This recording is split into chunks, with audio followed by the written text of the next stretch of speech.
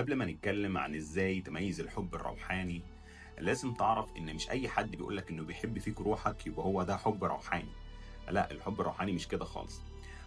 الحب الروحاني ده هو اعمق انواع الحب، اكملها واقواها، وبيرتبط بظروف الإرادة لنفسك ولا بيتغير بتغير الظروف المحيطة بيك. حب راسخ وعميق بدون مقابل، وحب نادر وقليل جدا لما هتلاقيه، وتقدر تميزه لما تلاقي الصفات دي.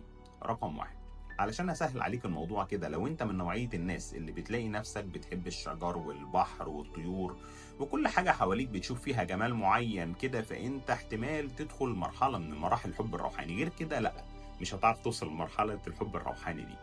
رقم اتنين، لما تحس انك لسه عارف حبيبك من فترة قصيرة ولكنك فاهمه وحاسس بيه بشكل كبير جدا زي ما تكون عارفه بقالك سنين. وخليك فاهم يعني ايه تعرفه من سنين دي. يعني هو زعلان تلاقي نفسك انت كمان زعلان من غير ما تكون قابلته اصلا وعرفت اصلا ان هو زعلان. انت فرحان تقابله تلاقيه هو كمان فرحان من غير ما يكون عارف انك فرحان، زي انه في نوع من التواصل الغريب بينكم كده مش هتلاقيه عند اي اتنين بسهولة. رقم ثلاثة، الحب الروحاني ما بيكونش الجنس فيه سبب من أسباب الحب أصلا، ما بيكونش دافع من دوافع الحب فيه. رقم أربعة، بتختفي صفة التملك والأنانية والغيرة في الحب الروحاني، يعني مفيش حد من الطرفين بيبقى عايز يتحكم في العلاقة أو يتحكم في الطرف التاني.